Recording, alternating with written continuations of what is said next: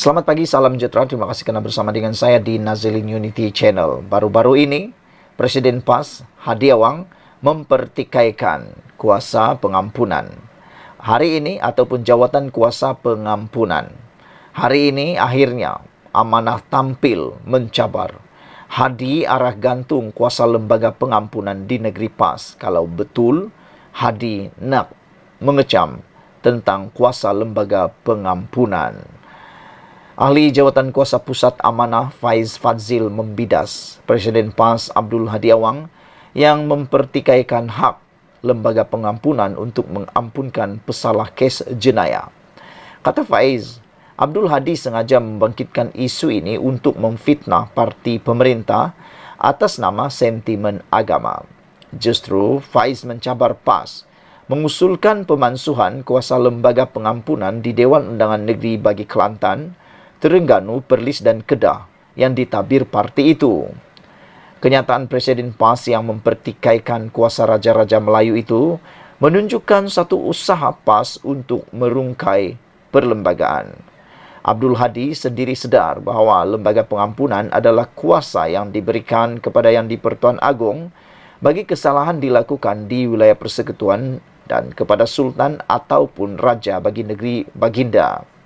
Maksudnya, Kelantan, Terengganu, Perlis dan Kedah yang memegang 2/3 majoriti sepatutnya membuat satu usul di Dewan Undangan Negeri masing-masing menggesa peruntungan perkara 42 Perlembagaan Persekutuan yang memberikan kuasa pengampunan kepada raja di negeri masing-masing dimansuhkan dan menggantung pelaksanaan kuasa pengampunan tersebut jika PAS jujur dengan perjuangan Islam, kata beliau lagi. Itu sebabnya ramai netizen menulis dalam ruangan komen dalam isu ini. Mereka kata Hadi Awang menjerat leher sendiri, kata mereka. Tindakan Hadi cuba mempersoal kuasa pengampunan telah pun menjerat leher dia sendiri sehingga diarah pula oleh pemimpin amanah ini untuk kalau benar dan berani, kalau benar dia nak berperjuangkan tentang perkara itu, mulakan di negeri pentadbiran mereka, kerana di negeri pentadbiran mereka itu mereka mempunyai kuasa 2/3 dan pasti akan menang, kata pemimpin amanah ini lagi. Selain daripada itu, perkara 42 dalam kurungan 1 Perlembagaan Persekutuan memperuntukkan kuasa kepada Agong memberi ampun, tunda hukum dan lega hukum berkenan dengan segala kesalahan yang telah dibicarakan oleh Mahkamah Tentera dan segala kesalahan yang dilakukan di dalam wilayah Persekutuan Kuala Lumpur, Labuan dan Putrajaya. Dan Raja atau Yang di-Pertuan Negeri Sesuatu Negeri berkuasa memberikan ampun, tunda hukum, lega hukum berkenan dengan segala kesalahan lain yang dilakukannya di dalam negerinya. Terdahulu, Malaysia Kini melaporkan Abdul Hadi Awang berkata, cara negara ini memberikan pengampunan kepada seseorang pesalah adalah tidak sesuai dengan ajaran Islam. Menurutnya, pihak yang berhak memberikan pengampunan ialah ahli keluarga seseorang yang menjadi mangsa jenayah, bukannya lembaga pengampunan. Mengulas lanjut, Faiz berkata, dakwah baru PAS itu adalah bagi menutup kelemahan PAS yang gagal melaksanakan hukum hudud dan meminda Akta 355 ketika menjadi kerajaan pusat dahulu. Ini menunjukkan politik PAS sangat tidak bertanggungjawab kepada negara dan PAS sanggup berbuat apa sahaja demi mendapat kuasa politik, katanya. PAS cuba kurangkan kuasa Raja-Raja Melayu. Sementara itu, Amanah Kelantan tampil mempersoalkan tujuan Abdul Hadi bercakap mengenai kuasa bidang kuasa lembaga pengampunan terhadap pesalah jenayah. Sekian dulu untuk kali ini. Jangan lupa tinggalkan komen anda, tekan butang subscribe. Kita jumpa lagi. Bye-bye. Selamat pagi, salam sejahtera. Terima kasih kerana bersama dengan saya di Nazilin Unity Channel. Ini pendedahan luar biasa, berani daripada Mat Sabu. Tak sangka Mat Sabu ni memang orang yang luar biasa. Keberanian beliau berkata-kata memang tidak dapat dinafikan. Namun, keberanian beliau mendedahkan perkara ini jauh lebih berani dan kita sanjung. Jangan tipu di atas kopiah, kata Mat Sabu, mahu dedah pembohongan Hadi, dipetik dari Malaysia Kini. Presiden Parti Amanah Muhammad Sabu akan mendedahkan apa yang didakwanya sebagai pembohongan oleh Presiden PAS Abdul Hadi Awang di Simpang Jeram Muar hari ini. Berucap pada ceramah perpaduan pulai di Nusa Bestari di Johor Bahru malam semalam, dia menafikan dakwaan Hadi bahawa segelintir ahli dan bekas pemimpin parti itu keluar PAS dan menubuhkan amanah adalah kerana takut kalah dalam pilihan raya. Semalam Presiden PAS tembak mengatakan mereka tinggalkan Pakatan Rakyat kerana parti DAP tolak hudud. Saya tidak akan jawab malam ini. Saya akan jawab malam esok, Isnin di Simpang Jeram Muar, kata Mat Sabu. Saya akan jawab malam nanti bagaimana Presiden PAS membuat pembohongan kepada rakyat. Saya akan jawab satu persatu malam esok pembohongan itu, kata beliau. Mat Sabu juga mengatakan bahawa beliau bukan orang yang biasa. Beliau bukan orang yang kecil. Beliau adalah bekas timbalan Presiden PAS. Jadi, kata Mat Sabu, jangan tipu rakyat di atas kopiah kamu tu. No more, kata beliau lagi. Hadi dalam ucapannya di markas PAS Bakri Muar pada Sabtu mendakwa, tindakan segelintir ahli dan bekas pemimpin parti itu termasuk Muhammad Sabu yang dikenali sebagai Mat Sabu dan pernah menjadi timbalan Presiden PAS menyertai amanah adalah kerana takut kalah dalam pilihan raya. Hadi turut menyifatkan mereka sebagai lemah semangat hingga sanggup meninggalkan dasar perjuangan PAS.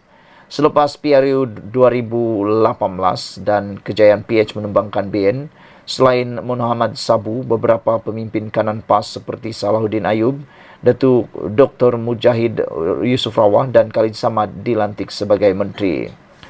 Sementara itu, Muhammad Sabu, ahli Parlimen Kota Raja, berkata, PAS dan sekutunya, Perikatan Nasional sanggup menggunakan Islam demi kepentingan mereka. Kata Mat Sabu, isu itu menyebabkan PAS dan PN dapat sokongan sementara. Dia yakin pembohongan mereka itu tidak boleh bertahan hingga 4 tahun akan datang. Selain itu, Mat Sabu juga mengatakan rakyat akan melihat perubahan ini. Saya yakin rakyat tak akan bodoh dan akan kembali sokong kerajaan perpaduan, kata beliau lagi.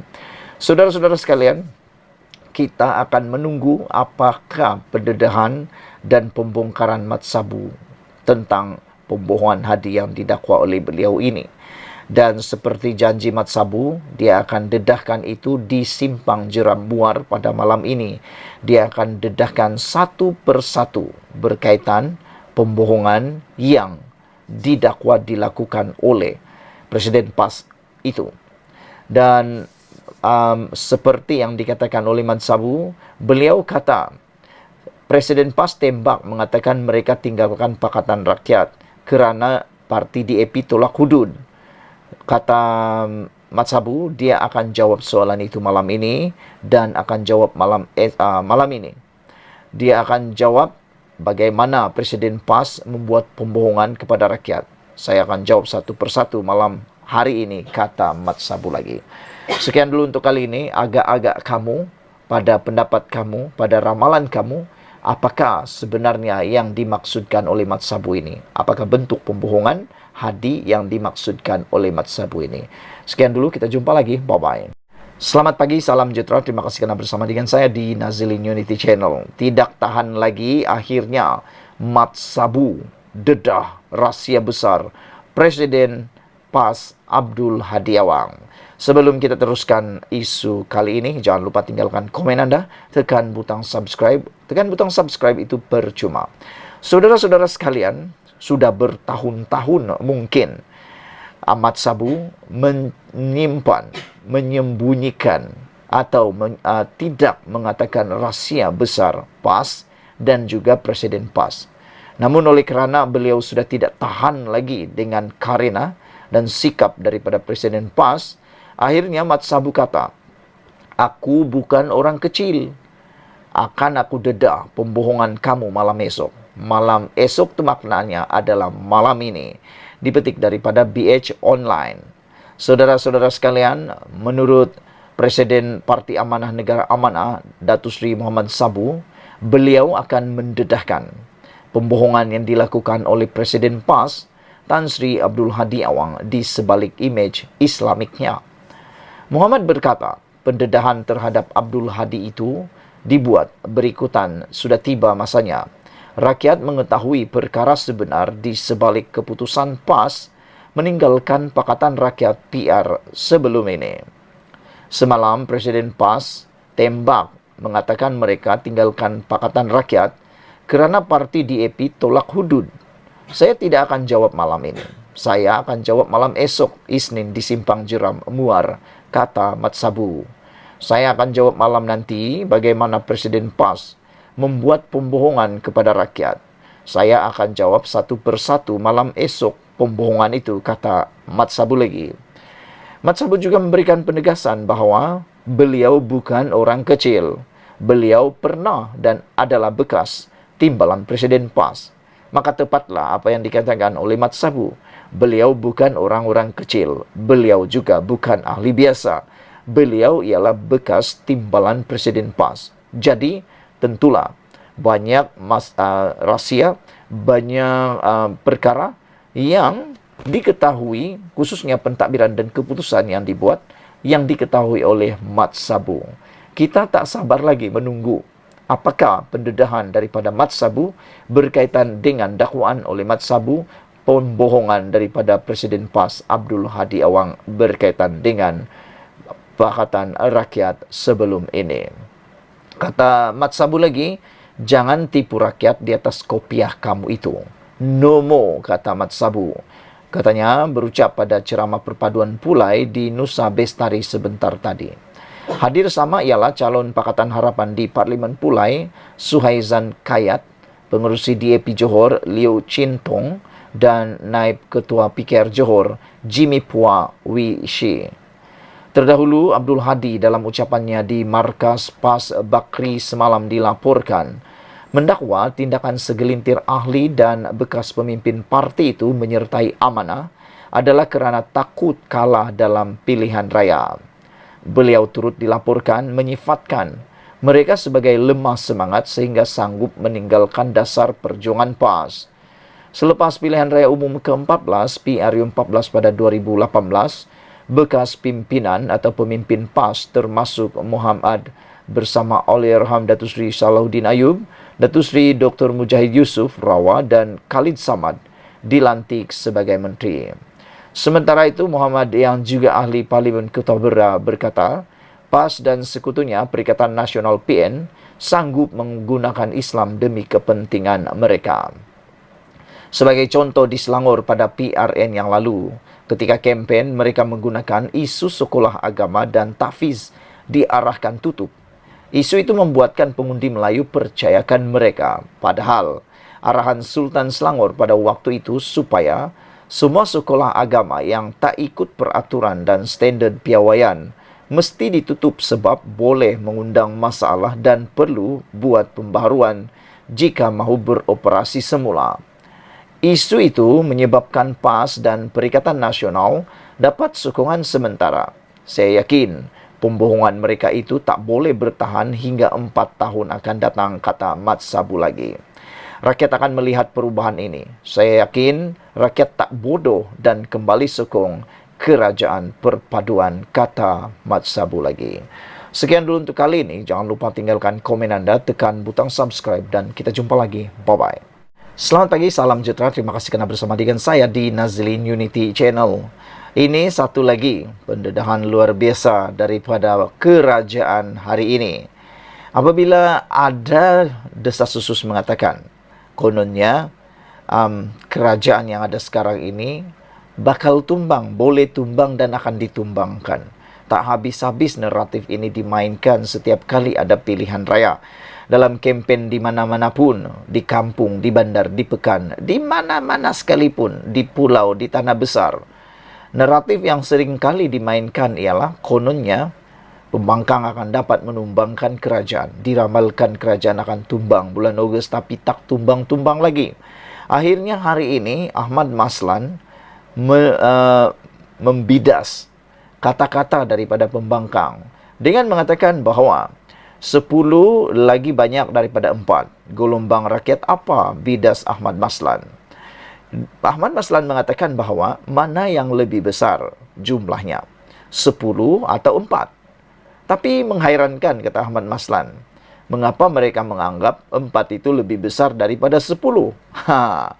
Ahli MKT UMNO tepis gembar-gembur bakal berlaku gelombang rakyat pada PRK di Johor. Ahmad Maslan membidas gelombang rakyat digembar-gemburkan Perikatan Nasional PN pada PRK Parlimen Pulai dan Dun Simpang Jeram sebagai cakap kosong. Ahli Majlis Kerja Tertinggi MKT UMNO berkata, pihaknya yakin pengundi di Pulai dan Simpang Jeram cukup bijak membuat keputusan tepat bagi memilih wakil rakyat kawasan itu. Itu bukan gelombang rakyat. Macam mana pula itu dipanggil gelombang rakyat? Ini kerana Malaysia ada 14 negeri dan mereka dapat mentadbir 4 negeri sahaja. Kita, kerajaan perpaduan, ada 10 negeri. Takkan mereka tidak tahu matematik? 10 negeri jauh lebih besar atau lebih banyak daripada 4 negeri. Itu hanyalah gelombang hijau yang tidak sampai ke mana dan 4 negeri itu sajalah gelombangnya. Kita minta supaya pengundi di Johor ini tidak akan memasukkan mereka dalam parlimen maupun DUN memenangi PRK, katanya menurut Harian Metro. Ahmad Maslan berkata demikian pada sidang media selepas melawat pusat daerah mengundi PDM Taman Bukit Kempas, Johor Bahru. Ahmad yakin pengundi di Parlimen dan Dewan Undangan Negeri tersebut rasional dan tidak mahu kawasan mereka dikuasai pembangkang. Perlu diketahui bahawa di peringkat pusat sudah selesai dan kerajaannya adalah kerajaan perpaduan, kata Ahmad Maslan. Kalau lain yang dipilih di sini, sudah tentu akan menjadi pembangkang termasuklah di bawah kerajaan negeri ini, kata beliau lagi. Saudara-saudara sekalian, memang tepat dan benar apa yang dikatakan oleh Ahmad Maslan ini. Walaupun mereka menang, walaupun Perikatan Nasional menang di Parlimen Pulai, ianya tidak akan membawa apa-apa makna di Parlimen di Persekutuan. Kerajaan perpaduan akan tetap kerajaan perpaduan dan tidak akan tumbang hanya dengan satu tambahan kerusi parlimen di parlimen daripada Perikatan Nasional. Begitu juga dengan Dewan Undangan Negeri. Kalau Perikatan Nasional menang, Dewan Undangan Negeri yang bertanding kali ini di Johor, sama juga ceritanya. Mereka tetap akan jadi pembangkang di Johor kerana kedudukan kerajaan di Johor amat kukuh. Jadi nak tumbangkan bagaimana? Selain daripada itu, kita bersyukur kerana telah diwartakan dan disahkan. Kita mempunyai akta anti lompat parti yang tidak akan dapat dipermainkan oleh ahli politik lagi. Dengan itu, mandat daripada rakyat akan terjaga sepenuhnya. Sekian dulu untuk kali ini. Jangan lupa tinggalkan komen anda, tekan butang subscribe. Kita jumpa lagi. Bye-bye. Selamat pagi, salam sejahtera. Terima kasih kerana bersama dengan saya di Nazilin Unity Channel. Wah, ini satu kejutan besar daripada SPRM. Apabila diumumkan dalam utusan Malaysia, disahkan SPRM telah membekukan akaun individu dan sebuah syarikat bernilai RM40 juta.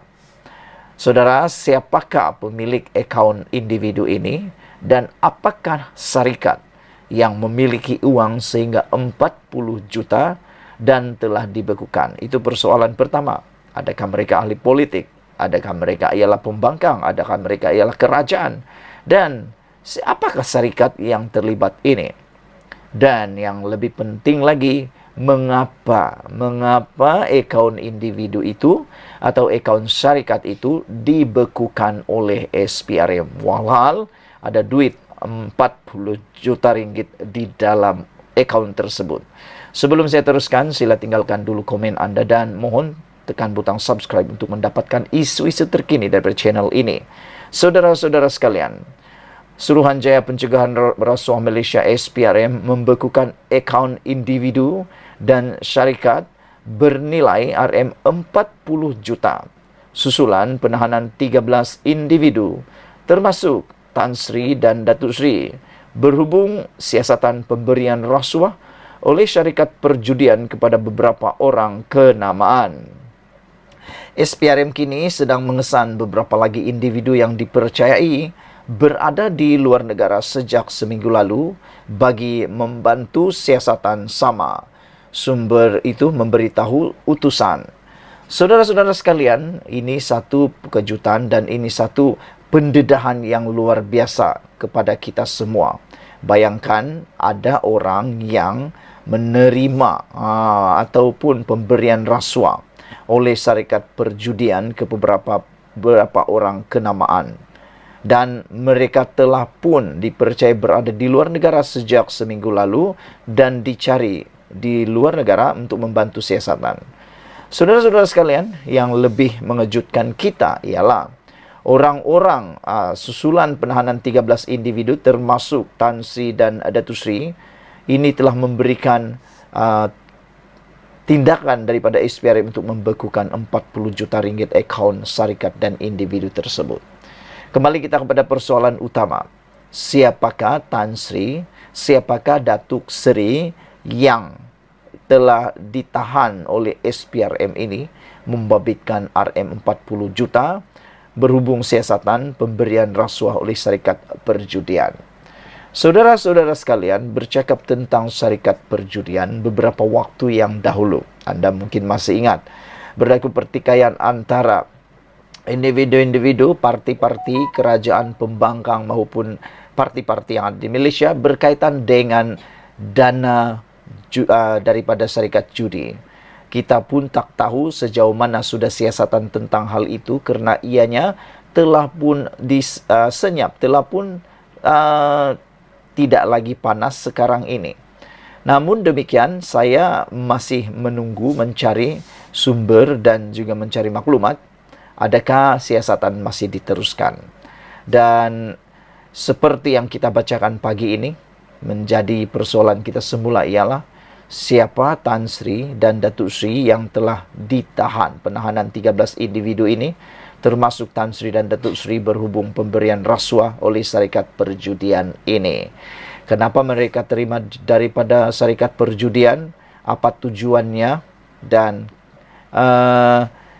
bagaimana SPRM boleh menghidu itu? Itu paling kita nak tahu.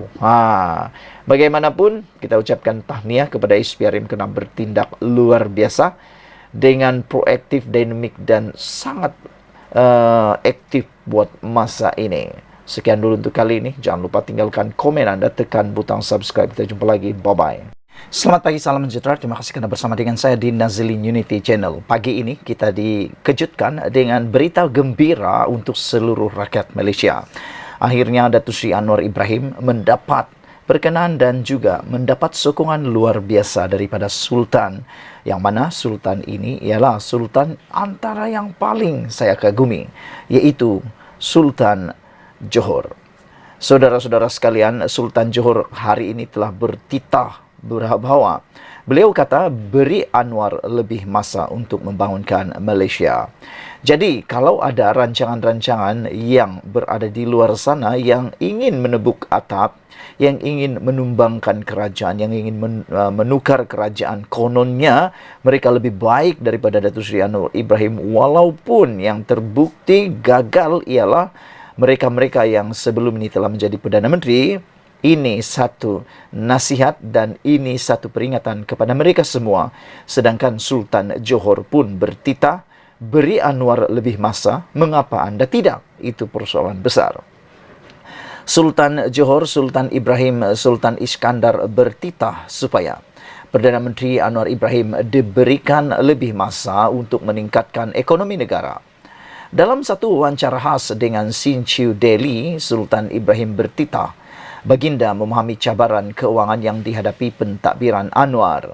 Anwar hanya menyedari kesulitan keuangan dihadapi kerajaan setelah mengambil alih pentadbiran. Titah baginda dalam wawancara dengan akhbar tempatan bahasa Cina itu. Sultan Ibrahim juga menzahirkan rasa lega terhadap lawatan Perdana Menteri ke China awal tahun ini yang membawa pulang hasil yang positif. Menyentuh mengenai Anwar, Sultan Ibrahim bertitah, baginda mempunyai hubungan yang baik dengan Perdana Menteri.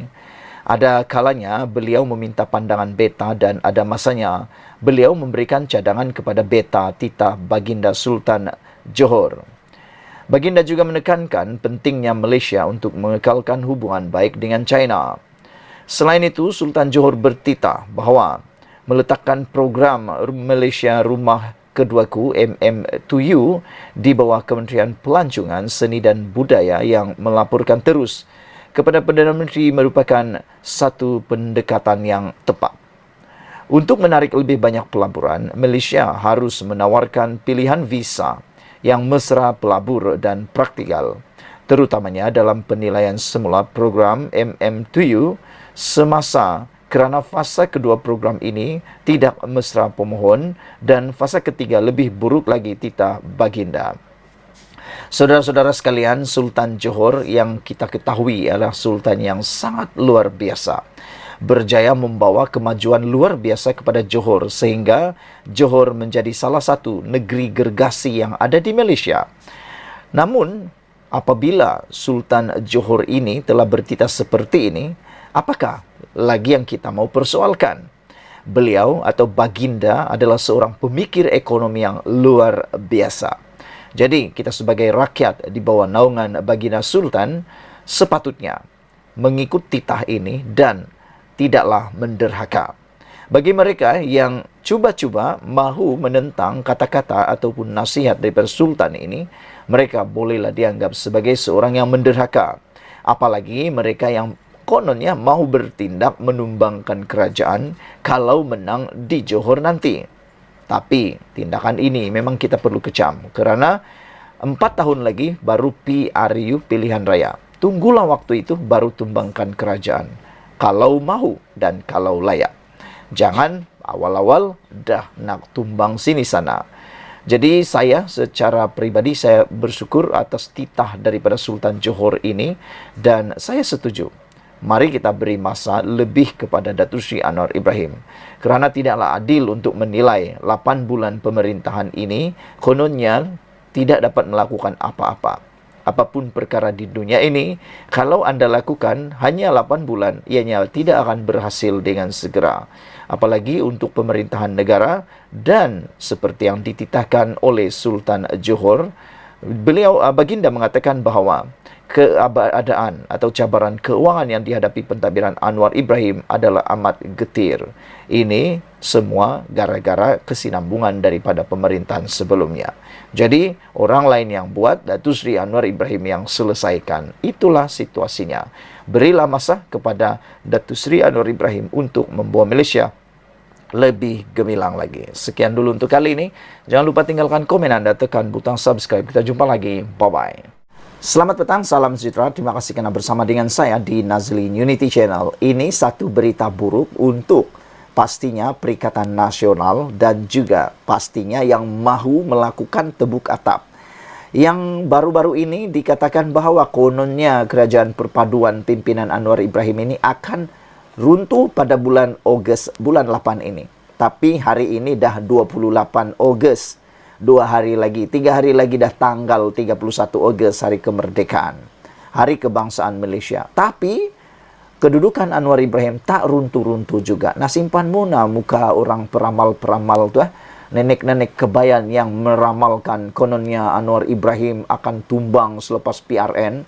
Pada bulan Ogos ini, di mana nak sembunyikan muka? Ini ditambah lagi dengan satu keputusan yang luar biasa. Iaitu menurut satu kenyataan daripada wanita UMNO, mereka kata kami bersama bersatu menyokong institusi presiden. Kami akan terus berjuang bersama UMNO. Ubah cara tabir, bukan ubah presiden. Kena ada adab, hormat, kena ada setia. Terjemahkan, kata mereka. Mereka juga mengatakan bahawa seburuk-buruk PAS, buruk-buruk PKR tak pernah suruh presiden berhenti. Ini kata wanita UMNO, kita pula tumpang siok ikut Muhyiddin. Muhyiddin yang patut berhenti, katanya lagi.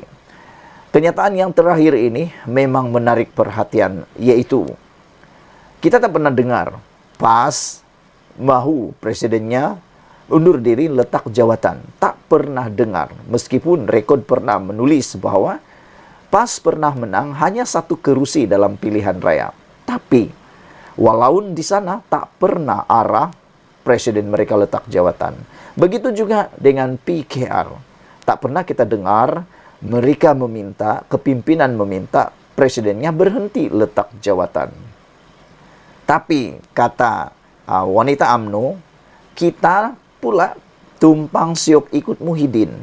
Muhyiddin yang minta, Muhyiddin minta, Bersatu minta, Perikatan Nasional minta, Zahid Hamidi bertanggung jawab letak jawatan. Kata wanita UMNO, kita pula siok tumpang, kata dia.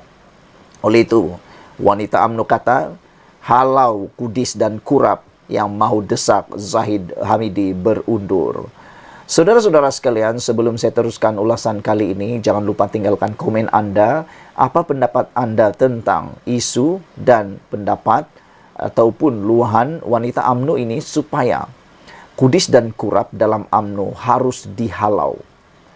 Wanita UMNO Perak menyifatkan pihak yang mendesak Ahmad Zahid Hamidi berundur daripada jawatannya sebagai presiden sebagai masalah Kurap dan Kudis yang masih ada dalam UMNO. Naib Ketua UMNO Wanita UMNO Perak, Salina Samsudin berkata, oleh kerana itu pihaknya akan terus mempertahankan bagi memastikan penyakit tersebut dapat disembuhkan.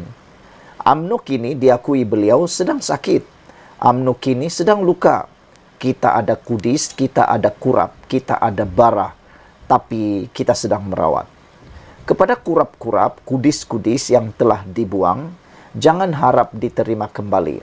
Duduklah di sana diam-diam, katanya. Menurut Salina, sebagai pihak yang sayang kepada UMNO, sesiapa saja yang diangkat menjadi pemimpin, mereka akan mempertahankannya. Pihak yang tidak senang dengan pemimpin terbabit, termasuk yang masih berbaki di dalam UMNO, katanya, boleh meninggalkan parti. Jika ada di dalam ini kudis-kudis yang berbaki, kalau tak suka, sila pergi tinggalkan UMNO, kata beliau lagi. Kami sayang ayah kami. Kami akan pertahan ayah kami. Siapa jadi presiden institusi itu, kita perlu pertahan. Katanya ketika berucap kepada pemberita, berucap pada Himpunan Solidariti Wanita bersama Presiden UMNO di Pusat Dagangan Dunia Putra WTC Kuala Lumpur hari ini. Hadir sama Ketua Wanita UMNO Malaysia Noraini Ahmad, Majlis Kerja Tertinggi UMNO Ahmad Sabri Cek.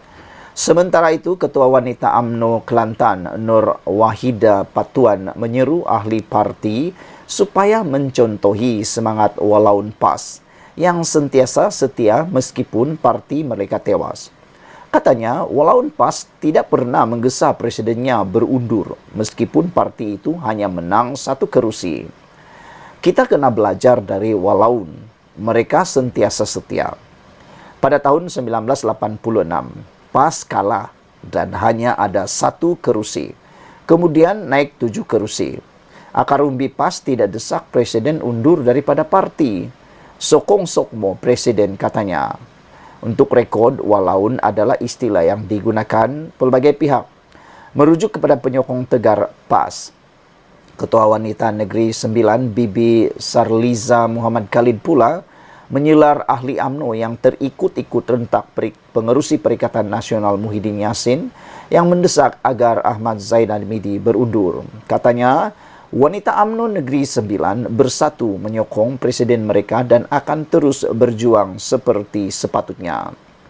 Jika perubahan mau dibuat, tambahnya ia perlu dilakukan seperti yang diperlakukan ataupun diperlukan, bukannya menggantikan presiden. Kami bersatu menyokong institusi presiden. Kami akan terus bersatu menyokong, berjuang bersama UMNO.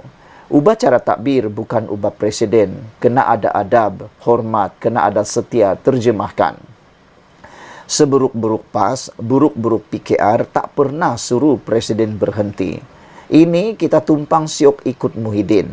Dia Muhyiddin yang patut berhenti, kata beliau lagi. Halau Kudis dan Kurap, pendesak Zahid berundur, wanita UMNO. Sekian dulu untuk kali ini. Jangan lupa tinggalkan komen Anda, tekan butang subscribe. Kita jumpa lagi. Bye-bye.